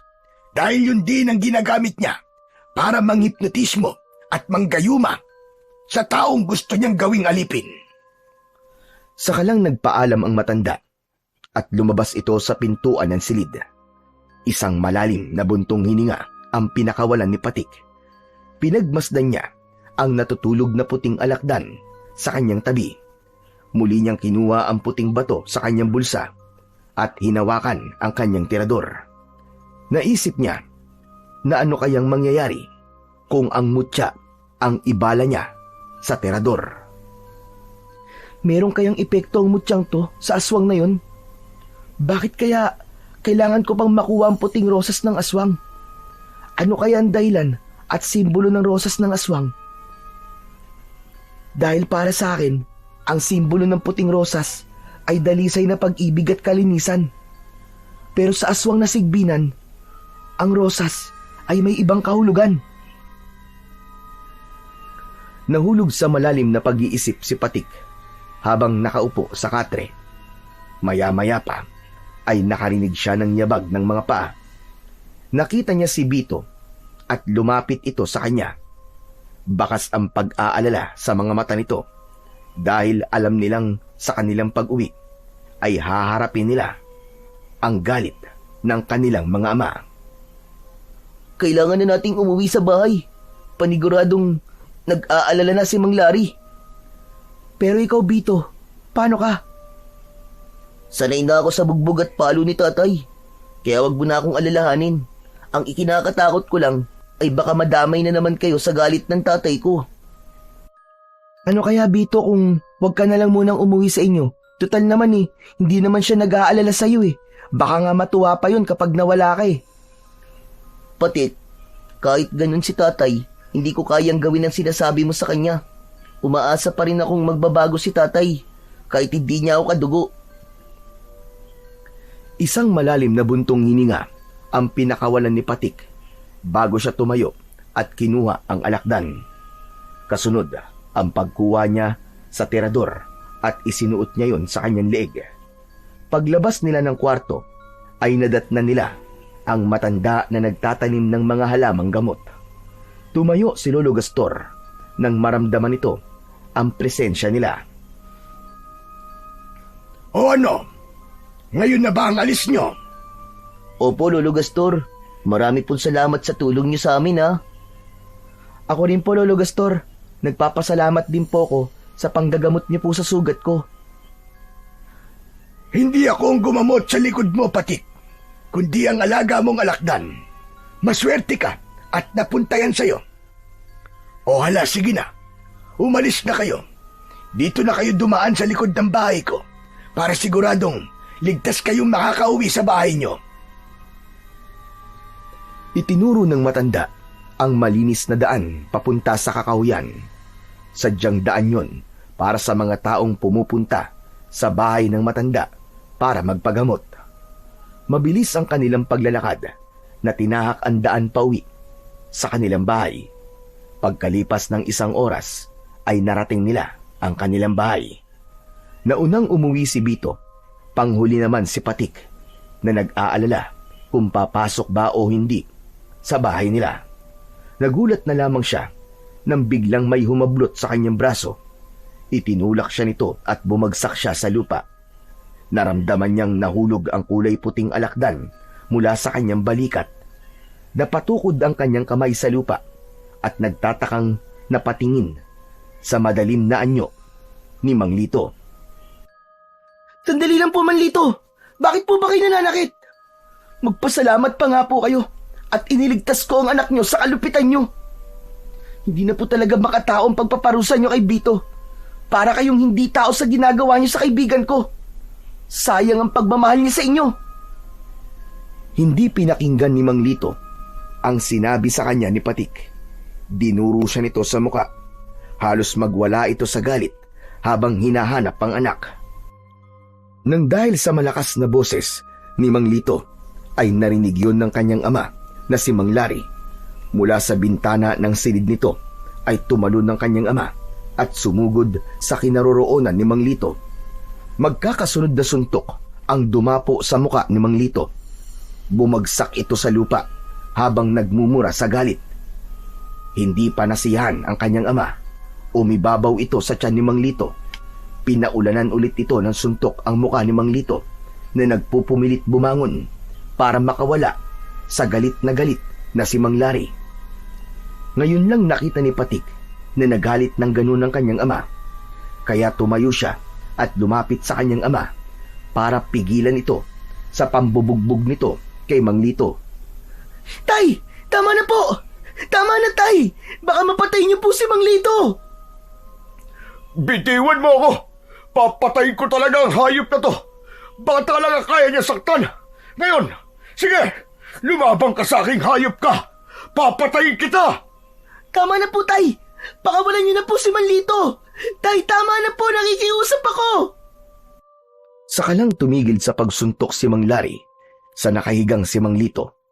Pumutok ang labi nito at may dugong umagos sa bibig ni Mang Lito.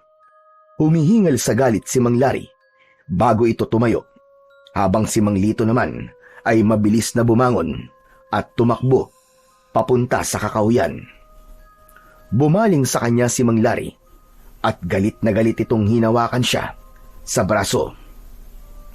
Lintik kang bata ka! Saan ka ba nanggaling, ha? Magdamag ako naghanap sa'yo. Hala, sige, doon tayo sa loob ng bahay mag-uusap. Sa kabila ng pagkaladkad ni Mang Lari kay Patik, ay nagawa pa rin niyang damputin ang alakdan na gumagapang sa lupa. Hindi yun napansin ng kanyang ama dahil sa labis nitong galit sa kanya. Pagdating nila sa loob ng kanilang bahay, ay halos kapusin ng hininga ang kanyang ama dahil sa pagtitimpi nito ng galit. Hindi ko na alam kung ano ang gagawin ko sa'yo, Patik. Halos mamatay ako sa pag-aalala sa'yo kung saan-saan kita hinanap. Akala ko kung napano ka na. Mabuti na lamang at nalaman ko nakasama mo si Bito. Sa barangay hall pa lang, muntik na kami magpang-abot ni Lito. Nagwawala siya, tinahanap ka. Ikinuwento niya ang ginawa mo sa kamay niya. Nagreklamo siya. Patawarin niyo po ako, Tay. Hindi ko po sinasadya yun. Hindi ko po akalain na mangyayari sa amin yun eh. Nakita po namin kagabi ang taong alupihan, Tay. Napahamak po ko at nawalan po ng malay. Mabuti na lang po at tinulungan po kami ni Lolo Gastor. Ano ka mo? Anong taong alupihan na sinasabi mo? Saka, paano ka napahamak? Alam na po namin kung sino po ang pumapatay sa mga bata na natatagpuan po sa kakahuyan. Isang taong alupihan po, Tay, na inaalagaan po ng sigbinan ang may gawa nun. Kung ganun, ang sinasabi mo muntik kayong mapahamak ay dahil inatake kayo ng aswang na taong alupihan? Opo, Tay. Hinabol po kami ng taong alupihan. Mabuti na lang po talaga at nakaligtas kami ni Bito. Bumundol ang kaba sa dibdib ni Patik nang maalala ang tungkol sa kanyang kaibigang si Bito. Nag-alala siya na baka sakta na naman ni Mang Lito ang kaibigan niya. Kaya naman, napahawak siya sa braso ng kanyang ama. Tay, pakiusap, puntahan po natin si Bito. Tsak nasasaktan na naman siya ni Mang Lito eh. Sige na po, parang awa niyo na po, Tay. Puntahan po natin si Bito. Tumigil ka! Hindi na tayo makikialam sa kanila. Kung hindi mo ako napigilan kanina, naku, ewan ko na lang. Baka napatay ko na ang Lito na yon. Tay, sige na po. Kahit ngayon lang, pangako po, huli na po talaga to. Basta't iligtas niyo lang po si Bito. Puntahan po natin sila sa bahay nila. Tara na po, Tay. Matagal na napatitig si Mang Lari sa mukha ng kanyang anak. Napansin ni Patik ang unti-unting pagkawala ng bakas ng galit sa mukha ng kanyang ama. Kaya bumitiw siya sa braso nito. Pumasok ng walang imik si Mang Lari sa silid nito. Maya-maya pa ay bumalik ito, dala ang isang baston. Tara, punta natin si Bito. Pero sinasabi ko sa'yo, ha? Huli na to. Hindi na tayo makikialam sa kanila. Maliban na lang kung makikita nating pinapatay na ni Lito ang bata. Opo, Tay. Salamat po. Ay, teka, sandali lang po, Tay. Kailangan ko po munang magpalit ng damit. Mabilis na pumasok sa loob ng kanyang kwarto si Patik. Ang totoo ay balak din niyang iiwan ng kulay puting alakdan at ang dadalhin lamang niya ay ang tirador at ang mutya ng pawis ng puting alakdan na nasa kanyang bulsa. Pagkalipas ng ilang minuto ay nakapagpalit na nga ng damit si Patik. Paglabas niya ng kanyang silid ay wala na roon ang kanyang ama. Nauna na itong lumabas ng kanilang bahay habang hinihintay siya. Bakit ang tagal-tagal mo? Halika na! Kanina pang umalis si Lito, baka kung ano na nangyayari kay Bito. Mabilis na lumapit si Patik sa kinaroroonan ng kanyang ama. Kasabay ng pagtakbo nila papunta sa kakawyan. Halos hindi lumapat ang kanilang mga paa sa lupa dahil sa pagmamadali. Habang ang dibdib naman ni Patik ay para ng binabayo ng maso dahil sa labis na pag-aalala. Pagkalipas ng ilang minuto ay narating na nila ang bahay ni Mang Lito, pero nagulat sila sa kanilang nadatnan. Nagtago ang mag-ama sa likod ng puno habang nakasilip si Patik sa kinaroroonan ni Mang Lito at Bito. Nagulat si Patik nang makilala ang kaharap ng mag-ama. Hindi siya maaaring magkamali. Yun ang lalaking nakita niya na nakatayo sa likod ni Bito habang nakaupo ito sa ugat ng puno. Mas lalong kinabahan si Patik nang magsalita ang lalaking may mahabang buhok. Kung sasaktan mo lang ang anak ko, ang mabuti pa, ibigay mo na lang siya sa akin. Dahil kung hindi, ako ang papatay sa iyong hayop ka. Hindi ako sasama sa inyo. Hindi ko kayo tatay. Wala akong amang isang halimaw. Hindi ko kayo matatanggap. Layuan niyo kami ng tatay ko. Halimaw ka! Halimaw! Mula sa kinaroroonan ng mag-amang sina Patik at Mang Lari ay dinig na dinig nila ang usapan ng mga ito. Kaya hindi makapaniwala si Patik sa kanyang mga natuklasan. Tay, ang lalaking yun. Siya po ang tunay na ama ni Bito. Kung ganun, siya po si Mang Tahir. Oo anak, narinig kong tinawag niyang anak si Bito. Pero bakit ayaw sumama ni Bito sa kanyang ama? Muling pinakinggan ng mag-ama ang pag-uusap ng mga ito hanggang sa nagpumilit ang lalaki na kunin si Bito sa kamay ni Mang Lito. Kitang-kita ni Patik kung paanong nakipag-agawan si Mang Lito sa lalaking kumukuha kay Bito. Mas nanlaki ang mga mata ni Patik nang makita ang biglang paglitaw ng taong alupian sa likod ni Mang Lito. Bigla nitong pinuluputan ang leeg ni Mang Lito. Umiiyak na kinagat ni Bito ang katawan ng taong alupian. Kaya nagpasya sina Mang Lari at Patik na lumabas na sa kanilang pinagtataguan. Layuan mo ang kaibigan ko! Halimaw ka! Pakawalan niyo si Manlito! Natigilan ang mga ito sa biglang pagsasalita ni Patik. Dumampot ng bato si Patik, saka ibinala sa kanyang tirador. Itinutok niya yon sa katawan ng taong alupian. Mabuti na lang at hindi pa ito nagpapalabas ng malaasidong likido na posibleng papatay kay Mang Lito. Ngunit ang lalaking merong mahabang buhok ay bigla na lamang nagbago ang anyo. Nagkaroon ito ng umuusok na tridente at naging isang mabangis na halimaw na parang isang kambing na may baluktot na 2 sungay. Kayo ang lumayo sa akin dahil ang kinukuha ko lang ay ang anak ko. Patik! Umalis na kayo! Mapapahamak kayo dito, Patik! Hindi ko alam na ang sigbina na tinutukoy ni Lolo Gastor ay ang tunay mong ama. Nagsinungaling kang hindi mo kilala ang halimaw na yan. Siya ang lalaking nakita ko sa gubat.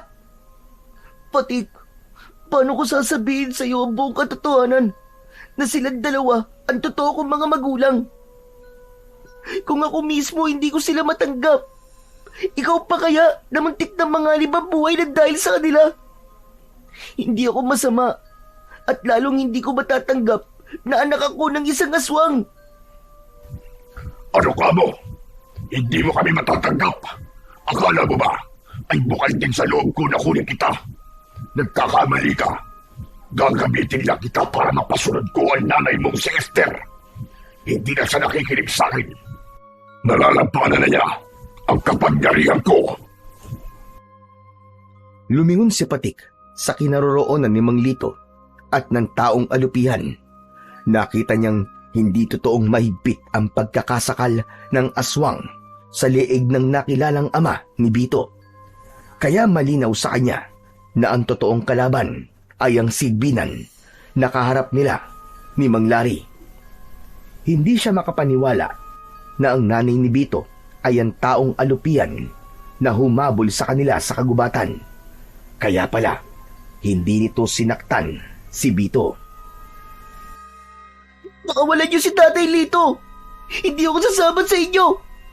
Hindi na ako makakapayag na maghari pa kayo at patuloy na pumatay ng mga taong walang kalaban-laban para sa pag-aasik niyo ng lagim. Hindi rin ako makakapayag na mabuhay ka ng masaya kasama ang lalaking yan. Isa sa inyo ang kailangang mamatay. Itinaas nito ang tridente na hawak niya sa ere. Gumuhit ang kidlat sa kalangitan at dumilim ang buong paligid. Para siyang nakakita ng totoong demonyong nakatayo sa kanilang harapan. Naramdaman ni Patik ang nanginginig na kamay ni Mang Lari. Tila nagulat din ito sa nakitang nakakatakot na anyo ng nilalang.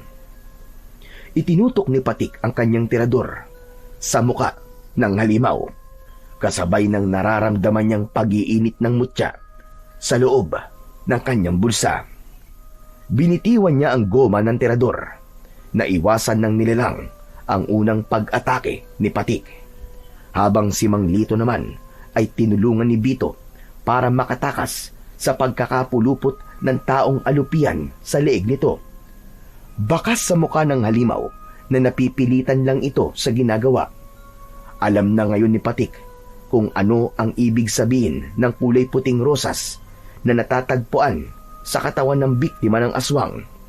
Yun ay ang paghingi ng tawad at labis na pagsisisi sa nagagawa nito ng kasalanan. Si Bito ang kumilos. Kumuha ito ng malaking bato at ibinato sa sarili nitong ama. Kasabay ng muling pagbitaw ni Patik sa goma ng kanyang tirador. Tumama rin ang bato sa muka ng kalaban.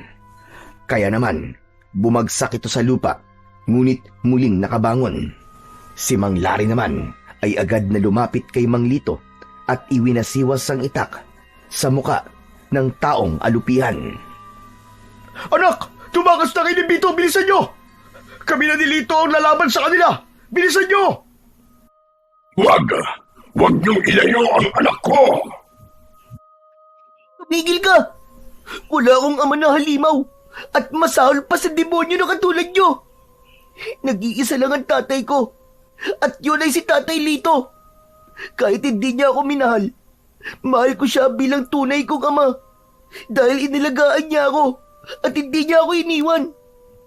Hindi kagaya nyo na mas inuna pa niyong gumawa ng masama kesa sa paggawa ng kabutihan. Hindi ko kayo kikilalanin na ama ko. Tila natauhan si Mang Lito sa mga sinabing yun ni Bito. Sa kabila ng nagawa nitong kasalanan kay Bito, ay ito pa rin ang pinili ng kanyang kaibigan. Kung hindi mo lang timpala ko, kikilalanin na ama mo, ay hindi rin ako makakapayag na pakinabangan ka ng iba. Mas gugustuhin ko pang mamatay ka na lang. Biglang lumiwanag ang rosas sa talim ng tridente ng halimaw at lumikhayo ng apoy. Sabay tutok sa kinaroroonan ni Bito. Dala ng takot ni Patik, tumakbo siya papalapit sa kaibigan para harangan ng apoy na tatama sa katawan ng kaibigan. Subalit naunahan siya ng taong alupihan. Iniharang nito ang katawan para kay Bito at ito ang sumalo sa apoy na dapat sana ay tatama kay Bito. Si Mang Lito, gulat na gulat sa bilis ng pangyayari. Nasunog ang kalahating katawan nito, saka bumagsak sa lupa. Bumalik sa dating anyo bilang tao si Aling Esther. Nag-aagaw buhay itong hinaplos ang muka ni Bito. Nay! Nay, bakit? Bakit niyo ba po ako'y niligtas, Nay? Nay! Umiiyak na sumagot si Aling Esther. Humingi ito ng tawad sa lahat ng pagkakamali at pagkukulang nito sa anak. Nanginginig ang kamay nitong niyakap si Bito, kasabay ng pagbagsak ng kamay nito sa lupa. Indikasyon na namatay na ang nanay ni Bito. Si Mang Lito naman ay halos madapa sa pagtakbo, papalapit sa kinaroroonan ng wala ng buhay na dating asawa. Humingi rin ito ng tawad kahit huli na ang lahat. Maigpit nitong niyakap si Aling Esther habang walang patid ang pag-agos ng luha mula sa kanyang mga mata. Punong-puno ng pagsisisi ang boses nito habang nagwawala sa galit. Ang aswang naman na lalaking sigbinan ay saglit na natigilan. Hindi ito makapaniwalang napatay nito ang sariling asawa. Pinagmasdan nito ang mga kamay at napaatras ng hakbang habang umiiyak.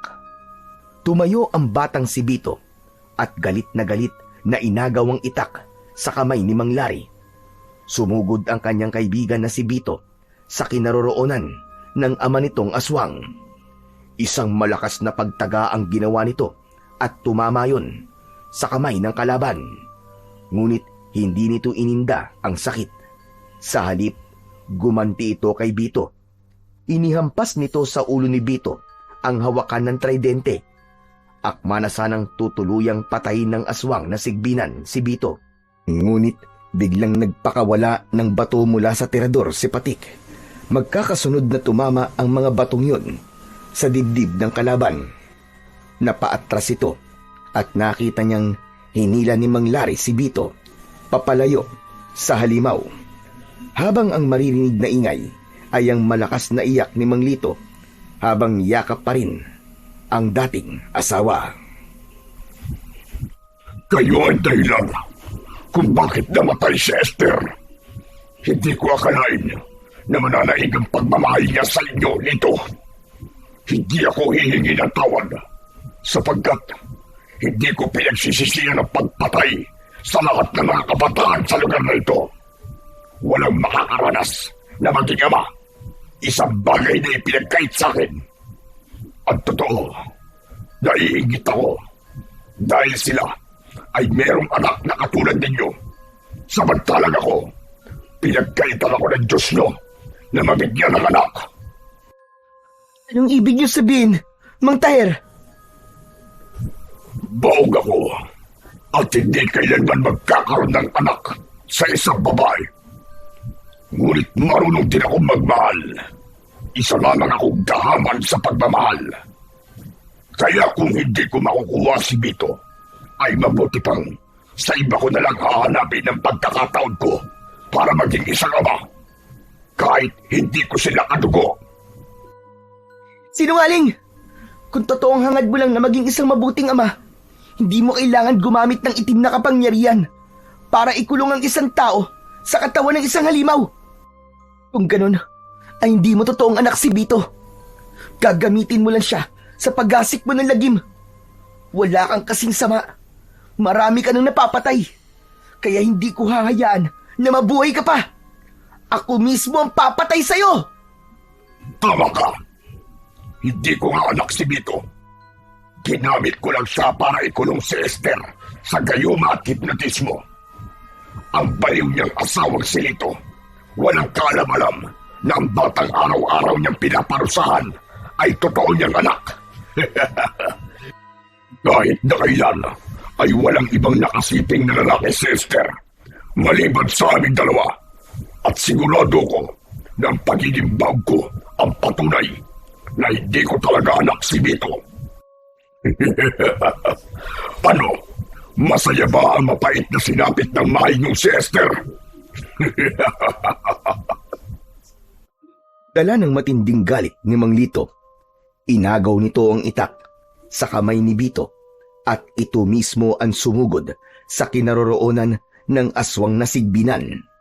Ngunit naiwasan ito ang unang pag-atake. Sumugod na rin sina Bito at Patik gamit ang malalaking bato, habang si Mang Lari naman ay kumuha ng maraming bato para ibala sa tirador ni Patik. Halos lahat ng bato ay tumama sa katawan ng aswang. Umikot sa ere ang aswang, nasigbinan at magkakasabay na umangat ang kanilang mga paa sa lupa. Tumalsik sila dahil sa malakas na kapangyarihan ng kalaban, kasabay ng pagbagsak nilang lahat sa lupa. Muling narinig ang malakas na boses ng aswang. Ako si Taher, ang hari ng mga aswang na sigbinan at nag-aalaga sa mga taong alapihan. Wala kayong magagawa sa kapangyarihan ko. Mamamatay kayong lahat sa mga kamay ko at mabibiyag sa malakas kong hipnotismo dahil ako ang mag-ahari sa buong sanlibutan.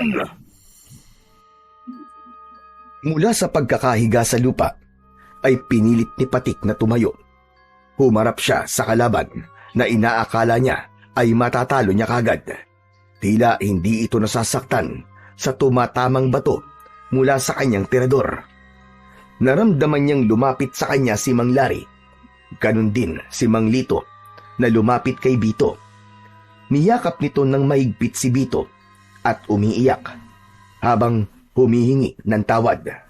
Kaya lang, bigla silang nakarinig ng malalakas na pag-angil at ganun na lamang ang panlalaki ng kanilang mga mata nang tumambad sa kanilang paningin ang 5 taong alupian. Hindi maaaring magkamali si Patik. Ang 5 taong alupian ay ang 5 batang nauna nang napabalitang nawawala. Anak, tumakas na tayo. Marami sila. Ginawa niyang taong alupian ng 5 bata. Tara na! Sandali lang po, Tay. Kayo na lamang po tumakas dahil haharapin ko siya. Panahon na para pigilan ko ang kanyang kasamaan. Ano ba nangyayari sa iyo, anak? Wala tayong laban sa kanila. Mamamatay tayo lahat dito. Hindi pinansin ni Patik ang kanyang amang si Mang Lari. Sa halip, tinukot niya ang kanyang mutya sa kanyang bulsa. Saka itinaas sa ere ang bato. Lumikha yun ng napakalakas na liwanag, kaya't napaatras ang mga kalaban sa nakitang kapangyarihan ni Patik. Mabilis na ikinulong ni Patik ang bato sa kanyang kamao at mabilis na tumakbo sa kinaroroonan ni Mang Taher. Naniniwala siyang ang lahat ng lakas ng 5 batang alupian ay nanggagaling lamang kay Mang Taher. Isasakripisyo niya ang buhay niya, makuha lang ang rosas sa dulo ng talim ng tridente. Magkakasunod na pagsuntok ang ginawa ni Patik at sumugod na rin sina Mang Lari at Mang Lito. Pinagtulungan nilang lahat ang pinuno ng mga aswang. Habang si Bito naman ay umikot sa likod ni Mang Taher, abala ang pinuno sa pakikipaglaban kay Patik. Kaya naman, hindi nito napansin na nakuha na pala ni Bito ang puting rosas sa dulo ng tridente. Ibinigay ni Bito ang puting rosas kay Patik bago pa tuluyang sumugod sa kanila ang 5 alagad ni Mang Taher. Dinurog ni Patik ang bulaklak gamit ang mutya. Paulit-ulit niyang pinukpok ng bato ang rosas hanggang sa mawasak yon at nagkahiwa-hiwalay ang petals. Nanlaban ang pinuno ng aswang, ngunit hindi nito napaglabanan ng sakit mula sa pagkadurog ng rosas nito. Iyon pala ang pangunahing sangkap sa paggawa ng alagad. Mula sa kanilang harapan ay sumabog ang katawan ng aswang na sigbinan. Kagaya ng pagkadurog ng bulaklak mula sa batong hawak ni Patik. Ang 5 alupian ay tangka na sanang tatakas, ngunit nilapitan ng mga ito ni Patik at sinilaw ng liwanag na nagmumula sa hawak niyang mutya. Bumalik sa dating anyo ang mga aswang. Nagtataka ang mga ito kung paano sila nakarating sa gubat. Anak, paano mong nagawa yun? Tay, dahil po sa mutya ng pawis ng puting alakdan. Puting alakdan? Hindi ba't yun ang alakdan na alaga ng mga engkanto? Paano ka nagkaroon ng ganong kapangyarihan, anak? Sabi po ni Lolo Gastor, ay ipinagkaloob daw po yun sa akin ng tagapangalaga ng puting alakdan. Sumingit sa usapan si Bito habang nakangiti. Ako yun, Patik. Ako ang pumili sa'yo. Kung natatandaan mo, ako ang nagturo sa'yo kung nasan ang tambak ng mga bato, di ba? Paraan ko lamang yun para maibigay sa'yo ang mutya nang hindi mo mahahalatang ako ang may gawa. Teka, paano nangyari yun, Bito? Hindi ko kayang sakta ng mga magulang ko. Hindi ko naman alam na si nanay lang ang totoo kong pamilya. Muntik na akong magamit para magasik ng lagim. Tsaka, alam ko na kaya mo. Kaya ikaw ang pinagkatiwalaan ko. Pambihira. Muntik na akong mamatay ah. Totoo ba talaga kitang kaibigan na? Grabe ka, Bito ha. Huwag ka na magalit, Patik. Tinulungan naman kita eh. Ako ang kumuha ng rosas. Ang ibig bang sabihin magpapasalamat pa ako sa'yo? Salamat ha. O siya. Tama na yan. Ang mahalaga ngayon ay ligtas tayong lahat. Mabuti na lang pala at sumunod kami ni Patik sa'yo, Bito. Salamat po sa inyo, Mang Larry. Nadatnan po ako ni tatay na kinakaladkad ni Mang Taher. Alam ko po ang tungkol sa pagiging halimaw ni nanay. Masakit po na mawalan ng isang ina. Ngunit, mas masakit pong makita kung gaano siya naghihirap sa paggawa ng kasamaan. Alam ko na hindi yun gusto ni nanay. Sana, matagpuan ni nanay ang katahimikang matagal niya ng pinapangarap. Kahit naiwan ako sa aking ama. Naluluwang tinapik ni Patik ang balikat ng kaibigan niyang si Bito. Kasunod ng pagyakap ng maigpit ni Mang Lito kay Bito. Umiiyak ito habang humihingi ng tawad. Si Mang Larry naman ay masayang nakatingin sa dalawa habang nakaakbay kay Patik. Ilang saglit lang ang lumipas ay nagpaalam na silang dalawa sa kanyang ama, sa mag-amang sina Bito at Mang Lito. Bakas sa mukha ng mga ito ang kasiyahan ng mapagtanto na tunay silang mag-ama. Pagkalipas ng ilang araw, magmula nang mangyari ang labanan na yon, nabago si Mang Lito.